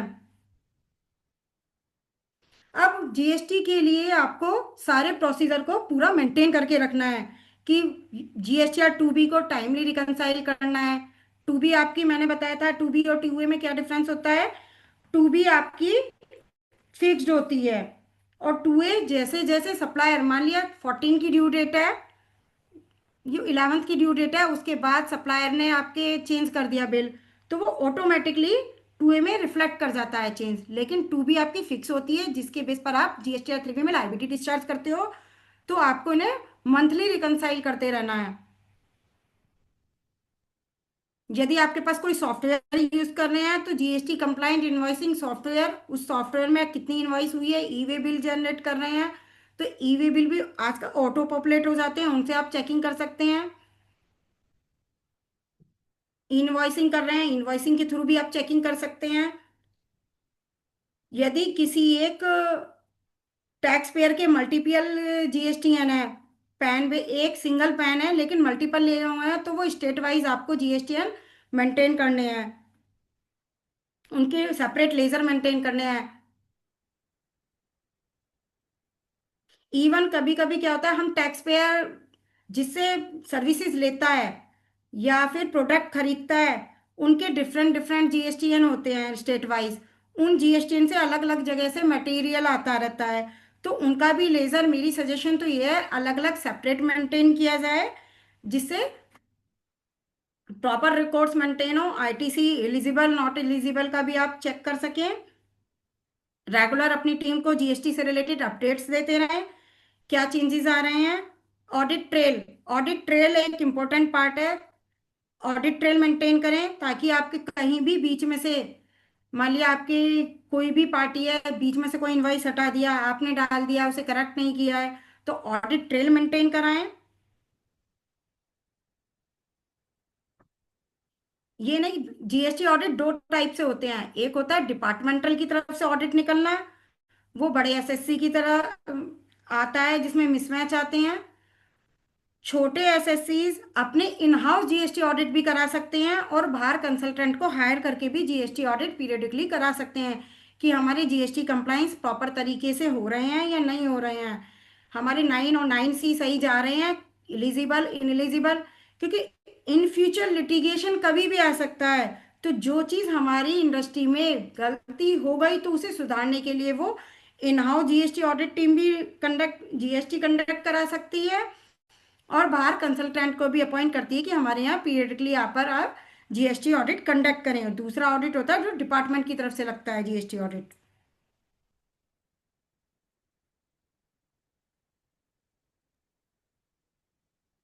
अब आप रेनू, जो भी इनकी क्वेरीज हैं आप ले सकते हैं, एंटरटेन कर सकते हैं। मैंने अपनी पूरी कोशिश की है कि सभी को रिटर्न्स के बारे में पूरा, देखो आज का टाइम थोड़ा इतना नहीं था कि मैं प्रैक्टिकल सारा वन बाय वन, फिर भी मैंने पूरी कोशिश की है कि सारे एस्पेक्ट को जहां जहां मुझे लगा कि डिटेल में समझाना है मैंने कवर अप किया है। मैंने 1 3 बी 9 9 सी, क्योंकि अब जो टाइम चला है 9 9 सी का टाइम चला है, तो मैंने एग्जैक्टली। 9 9 सी को डिटेल में समझाया है कि 9 में आपकी डिटेल समराइज डिटेल्स आती है, GSTR 1 की, 3 बी की, ITC का रिकंसलेशन होता है। तो मैंने पूरी कोशिश अपनी तरफ से की है कि कंपोजिशन डीलर कौन सा होता है, QRMP वाला कौन सा होता है, क्योंकि यही 4 5 चीजें ज्यादा आती हैं जो बेसिकली हम जो प्रैक्टिस करना चाहता है या फिर नया इन्वॉल्व होना चाहता है उसके लिए हेल्पफुल होंगी। मैंने उन सभी टॉपिक्स को कवर करने की पूरी कोशिश की है। यदि कुछ लगता है रह गया है तो आप पर्सनली भी मैसेज डालकर आप मुझसे पूछ सकते हैं। नहीं ma'am, thank you so much, it was a very great session. कुछ क्वेरीज हैं जो अभी हम लेना चाहेंगे। मिस तृप्ता कपूर, उन्होंने डाला है B2C can not be amended. Ma'am B2C में तो अभी नहीं है, B2B में ही है। उसके लिए डिपार्टमेंट ने अभी उस पर काम चल रहा है, लेकिन इतना सब कुछ है नहीं। तो ये तो मैंने बार बार यही बोला है कि जब भी आप डाटा कोई भी कैप्चर कर रहे हैं उसको डाटा को 2 बार 1 बार चेक करें। Okay ma'am. इसमें नेक्स्ट। एक एक क्वेरी इनका फर्दर पूछना चाहूंगी तृप्ता जी से कि GSTR 1 के लिए पूछ रहे थे आप, या GSTR 3B, या कौन से रिटर्न के लिए आप कह रहे थे कि B2C अमेंडमेंट नहीं हो सकती है?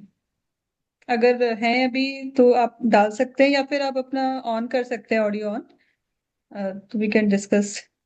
तब तक रेनू आप फर्दर दूसरी क्वेरी ले लें। Sure ma'am. नेक्स्ट क्वेरी है एकता जी की। She is asking when to correct by amendment in GSTR 1 and GSTR 1A। Ma'am आप 40 मतलब आप पहले ही जैसे GSTR 1 आप फाइल कर रहे हैं ना, नेक्स्ट मंथ की GSTR 1 को करते समय जैसे 11th की ड्यू डेट है, तो आप उसी में भी हम तो यही सजेशन देते हैं कि अब तो जैसे एक्सेप्ट रिजेक्ट इन सब के भी MIS आ गई है, आप उसको भी प्रॉपर फॉलो करें। और कोई अमेंडमेंट है तो देखो, यदि कोई डिटेल्ड अमेंडमेंट है तो उस इनवॉइस को रिवर्स करके रिवर्सल दिखाकर नया इनवॉइस भी इशू कर सकते हैं नेक्स्ट GSTR 1 में जाकर, और 14th में भी आप इसे कर सकते हैं अमेंड। Okay ma'am. मैम, तृप्ता जी की जो क्वेरी थी B2C can not be amended, वो GSTR 1A के लिए पूछ रहे हैं।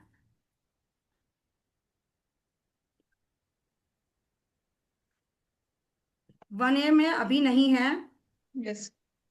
Yes ma'am. Ma'am next query है। ये एक केस शेयर किया है एनुअल एकता रिटर्न जी ने। Compulsory, annual return compulsory for every person. मैंने अभी बताया था GSTR 9 की 5 करोड़ से ऊपर जिनकी टर्नओवर है उनके लिए मैंडेटरी है।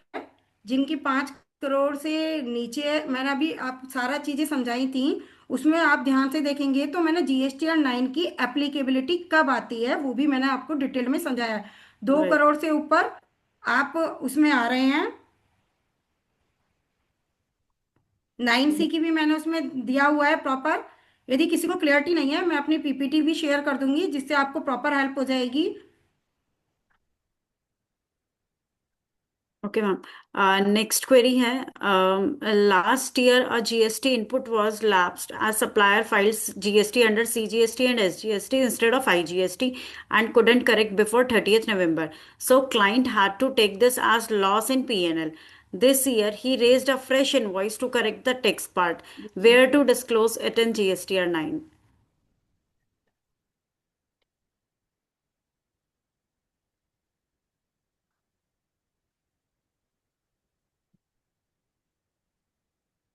मैडम अब ये तो है सोकर जागने वाली बात हो गई। इस केस में आपको डिपार्टमेंट ITC अलाउड ही नहीं करता है। आपने वो तो रिवर्सल के थ्रू ही आप जा सकते हैं यदि उसने करेक्ट किया है, अदरवाइज ये ITC नहीं मिलेगा आपको।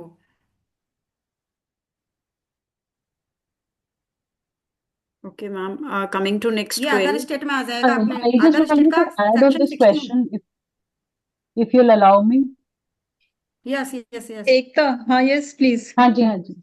इस केस में क्या किया ना, मतलब इस ईयर में फ्रेश आईजी इनवॉइस रेज किया है। पिछले साल का तो क्लोज कर दिया क्लाइंट से बात करके कि चलो ठीक है, इस साल में नया इनवॉइस दे देना हमें। तो इस साल उसने क्या किया, पहले तो नया इनवॉइस रेज कर दिया, इस बार सही टैक्स देके आईजीएसटी से, फिर उसका मैडम क्रेडिट नोट उसने इनवॉइस रेज का, कर दिया। मैडम एक मिनट मैं यहाँ लूंगी। जो इनवॉइस हम्म, आपने नया रेज कराया, पुराने की क्रेडिट नोट लोगे? क्रेडिट नोट की एलिजिबिलिटी के अंदर वो क्रेडिट नोट लिया गया है या नहीं नहीं, लिया गया पुराना है? पुराने साल की बुक तो क्लोज हो गई। अब पुराने साल की तो क्लाइंट से हमारी म्यूचुअल अंडरस्टैंडिंग की बात है, बुक्स की बात में तो वो पीएल में हिट ले लिया, वो वहां बात क्लोज हो गई जीएसटी में। नहीं, जीएसटी में तो क्लोज हो गई, लेकिन जीएसटी में आप हाँ 30 नवंबर तक क्रेडिट नोट ले सकते हो ना? हाँ, वो 30 नवंबर तक दिया नहीं ना उसने, तो वो अब हमें फिर अल्टीमेटली वो पीएनएल में हिट लेना पड़ा, क्योंकि उतना मेरा जीएसटी वो हो गया, लेकिन लॉस आपने अलाउंस। पीएनएल में क्रेडिट नोट लिया है तो सप्लाई भी तो ली होगी टैक्सेबल, वो तो नहीं हो गया इम्पैक्ट। नहीं, आप अभी समझ इस रही ईयर में क्या हुआ है ना कि वो पहले आईजीएसटी में इनवॉइस रेज किया है, और उसका क्रेडिट नोट उसने सीजीएसटी एसजीएसटी में रिवर्स किया है। नहीं मैम, आप पीएनएल की बात कर रहे हैं, पीएनएल में तो जीएसटी से मतलब ही नहीं। पीएनएल में हम्म, तो आपने एक बार खर्चा लिया और उसका ही क्रेडिट हम्म। नोट दिखा दिया तो वो तो जीरो हो गया।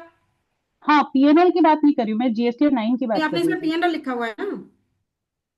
नहीं, वो पिछले साल की पीएनएल की बात है, मैं करंट ईयर जीएसटी की बात कर रही हूँ। वो 22-23 की बात थी। तो 22-23 का तो जीएसटी और 9 भी भर गया, उसका तो फाइल भी हो गई, बुक सब कुछ हो गया। अब 24-25 में जब फाइल करना है, तो क्या किया है, क्लाइंट ने इनवॉइस रेज किया है, इस बार उसने सही इनवॉइस रेज की है, बट सिंस कोई सप्लाई नहीं थी तो उसने कॉरस्पॉन्डिंग क्रेडिट नोट भी रेज कर दिया। तो हम्म। क्रेडिट नोट उसने जो रेज किया वो उसने not allowed, not eligible GST वाले में कर दिया, सीजीएसटी एसजीएसटी में। तो मेरे को तो बेनिफिट मिल गया ना, लेकिन मेरा जो आईजीएसटी का जो पिछली बार हिट आया था, ये तो मेरा इनपुट बेसिकली एलिजिबल इनपुट आ गया। हम्म। तो इसको मैं कहाँ दिखाऊंगी जीएसटी और 9 में, वो पूछना है मुझे। मैडम जीएसटी 9 में तो जैसे बाकी की आपकी कंसोलिडेट फिगर जाती है ना, हम्म, इंडिविजुअल इनवॉइस की तो डिटेल जाती नहीं है, हम्म। तो वो तो कंसोल में ही आ गई ना? एकता तो जी, इसको आपने अलग से नहीं दिखा के आपने इसको कंसोलिडेटेड में ही ले जीएसटीआर लीजिए। 1 में भी शो किया होगा ना, जीएसटीआर 1 और 3B में भी। इसको लेकिन वो जीएसटीआर 3B में, 3B में मेरा आया तो होगा ना, टू परचेज बी है में ना, तो ऑटो जीएसटीआर पॉपुलेट हुआ होगा 3B में वो आया है इनवॉइस। ये। 3B में तो मैंने इनपुट लिया है इसका, मतलब इसको मैं अलग से नहीं दिखा के, कंसोलिडेटेड जो एलिजिबल इनपुट वाला मैडम कॉलम अलग आता है। से दिखाने की नीड ही नहीं है, आपका एक तरफ क्रेडिट नोट आ गया, एक तरफ इनवॉइस हो हम्म, गया, नील इम्पैक्ट आ गया, बस हाँ, नील टैक्सेशन हो इम्पैक्ट आ गया गया तो। आपका। सी और एस और आई में डिफर हो गया, एक जगह हाँ, नेगेटिव, वो आपका क्रेडिट नोट होने की वजह से अप्रूव हो गया। हाँ, इसमें आपको अलग से कोई शो करने की नीड ही नहीं है। ठीक है, कंसोलिडेटेड में ऐड करके दे दूं बस। बिल्कुल बिल्कुल। और यहाँ पे वैसे एकता जी एक चीज इसमें ऐड करूंगी इनकी बात में। हम्म, जो आपने इनवॉइस रेज किया है, कोई भी इनवॉइस हम्म, हम रेज कर रहे हैं, उसका एक अंडरलाइंग प्रिंसिपल होता है कि for what purpose that invoice is being raised. और ये जो हम्म, टैक्स करेक्शन पार्ट है, कि हम्म, सो दैट कि सामने वाले को आईटीसी मिल जाए, hmm, it is actually not allowed if the time specified, जो कि आपका 30th नवंबर एंड है, आप उसके बाद हम्म। नहीं कर सकते हैं। तो अगर लीगली स्पीकिंग ये नहीं, नहीं उसने है। इनवॉइस ऐसे रेज किया है ना कि भाई गुड्स के साथ यूज किया है, कि भाई पहले गुड्स भेजा है, फिर बाद में उसका क्रेडिट नोट दे नहीं, दिया, गुड्स रिटर्न हो पीरियड गए। इनका नवंबर से हाँ, पहले तो का वो ही है। फ्रेश इनवॉइस आ गया ना नए साल का। एंड अब वो अपार्ट तो फ्रॉम क्लाइंट के साथ दैट, म्यूचुअल अंडरस्टैंडिंग की बात हो गई कि भाई वो वेंडर और सप्लायर में अपनी म्यूचुअल अंडरस्टैंडिंग है चलो कि म्यूचुअल भाई अंडरस्टैंडिंग हो तुम्हारे गया, चाहे मेरे पिछले साल तो लॉस लगा था, इसको उसको तुम ऑनलाइन मेकअप नहीं कराओ। करेंगे because session is being recorded.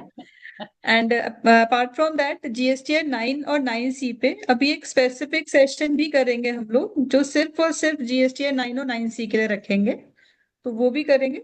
तो नो वरीज, और भी कुछ आप लोगों के डाउट्स हैं इससे रिलेटेड, वो भी आप गैदर कर लीजिए। जैसे इसमें क्वेश्चन है डॉक्यूमेंट्स कितने साल तक रखना है, मैंने अपने इसमें आंसर। बताया था कि आपको 81 मंथ्स तक रखना है, 6 इयर्स। और 6 इयर्स भी कब के? एनुअल रिटर्न की फाइलिंग की डेट के बाद के। तो 9 मंथ्स आपके एनुअल रिटर्न की फाइलिंग के हो गए, सपोज 24-25, 24-25 की एनुअल रिटर्न आपको फाइल करने 31 दिसंबर तक।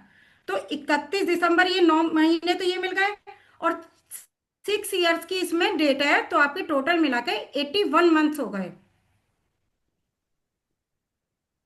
Yes, ma'am. Ma'am, next query. Radhika, thank you. Uh, excellent deliberation ma'am, thank you so much for detailed explanation.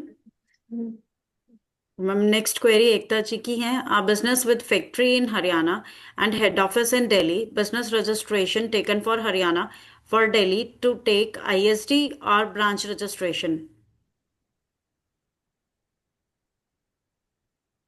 Madam इसमें ये नहीं, फैक्ट्री है और आपकी एक ब्रांच है।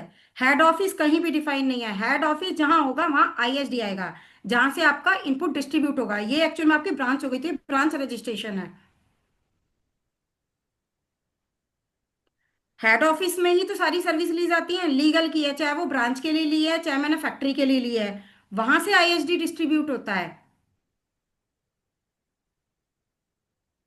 जी मैम। मैम मैंने नेक्स्ट आईएसडी क्वेरी। में बताया भी है कि कहाँ आपको रजिस्ट्रेशन लेना है। आईएसडी रजिस्ट्रेशन आप कहीं भी ले सकते हैं जहां से भी आपको आईटीसी डिस्ट्रीब्यूट करना है। करना है। Right. अगर आपने, जैसे आपके केस में दिल्ली आपका हेड ऑफिस है, आपने अभी जैसे पिंकी जी ने बताया आपने वहां पे सर्विसेज ली, सिक्योरिटी का हो गया या कोई और वेबसाइट की सर्विस हो गई कि हेड लीगल हो ऑफिस से गया, पे होता है बहुत आपका सारी मेन सर्विसेज ऑफिस होती से, हैं। उन जगहों पर ही होगा। और सेम थिंग अगर किसी ब्रांच पे हो रहा है कि एक ब्रांच ने पूरा वर्क किया है उस पूरे की पूरी एंटिटी का एंड डिफरेंट डिफरेंट ब्रांचेस को वो एलोकेट करना है, तो ब्रांच भी आईएसडी नंबर ले सकता है। It's for the distribution of the input service का जो भी आईटीसी है, तो दैट यू कैन टेक, कोई इशू ही नहीं है उसमें। और मैंडेटरी हो गया आईएसडी का प्रोविजन फॉर 1 अप्रैल 2025। तो मैम जहाँ मल्टीपल रजिस्ट्रेशंस हैं, अगर एक कंपनी है जिसका दिल्ली में और यूपी में रजिस्ट्रेशन है जीएसटी का, और कॉमन सर्विसेज तो हर किसी के पास होती हैं कुछ ना कुछ, तो मैंडेटरी आईएसटी लेना ही पड़ेगा, राइट? यस, बिल्कुल जी बिल्कुल। पहले यही कर रहे थे, वो क्रॉस चार्ज करके देवर और चार्ज में यूटिलाइजिंग बिल रेज हम्म। करते थे और जीएसटी फ्रॉम द चार्ज कर फर्स्ट देते ऑफ थे। अप्रैल उसको मैंडेटरी कर दिया गया that for distributing this kind of ITC on services ISD is mandatory. Okay ma'am. Next query है हमारे पास दीपक जी की। He is asking, can you recommend any software for export documents like export invoice, packing list, bill of lading, COO, drawback and others? देखो मैं कोई specific नाम नहीं लूंगी, देखो बहुत सारे सॉफ्टवेयर मार्केट में हैं। वो डिपेंड करता है किस टाइप की ऑर्गेनाइजेशन है, और मतलब देखो सबके व्यूज सॉफ्टवेयर को लेकर अलग अलग होंगे। अब तो जैसे ईआरपी भी बहुत सारी डेवलप्ड हो रही हैं जिस पर सारा आपके अपलोडिंग का पूरा फीचर्स होता है। तो आप यदि स्मॉल ऑर्गेनाइजेशन है तो जो में भी आजकल फैसिलिटी दे रहे हैं ये लोग, वो भी यूज कर सकते हैं। बाकी मैं स्पेशली रिकमेंडेशन नहीं दूंगी किसी भी सॉफ्टवेयर को, क्योंकि ये आर्ग्यूमेंटल है। कोई किसी को प्रेफरेंस देगा, कोई किसी सॉफ्टवेयर को प्रेफरेंस देगा। आई थिंक हमारी सारी क्वेरीज ओवर हो गई हैं। Thank you ma'am, it was really a brilliant session. Asha ma'am, would you like to add on something? नहीं, already very well explained session Pinky ji. And PPT के लिए आ रहा है तो for all the right. Participants as soon as we get it from the speaker we will share it on your registered mail ID. जिस भी mail ID से आपने रजिस्ट्रेशन किया था, हम उस मेल आईडी पे presentation we will share. Now over to you Renu for formal vote of thanks. Right. I would like to express my heartfelt gratitude for Ms. Pinky Agarwal ji for an insightful and valuable session. Ma'am, your expertise, explanations, and examples have helped us a lot in understanding the concepts better. I would also like to thank CA Asha Sharma ji and GWCAA for providing us this opportunity and supporting and conducting these webinars. Your encouragement and commitment to continuous learning truly make a difference. And a special thanks to all the participants and your active involvement throughout the session. Your energy made the webinar lively and productive. Once again, thank you all of you for being part of this webinar. Looking forward to meeting you all tomorrow. Have a wonderful time. Thank you. Thank Same you so time, much. Thank you. same time पे we will be meeting and tomorrow's session is on ITC. Yes, input Correct. tax credit. So that will also be going to be a more interesting session, and a Right. very learned speaker, CA Shefali will be there. So do Yes. join us tomorrow also. No need of separate registration. Same link will Same, work. same. So you can use that link. So thank you so much. Thank you, Pinky, and thank you, Renu, for moderating today's event. Thank you, Thank ma'am. you, Asha. Thank you, Pinky, ma'am. Thank you so much. Thank you for a wonderful session. Thank Thank you, you. Renu. Thank you. Okay, I'm ending today's meeting. Right. Thank you, ma'am.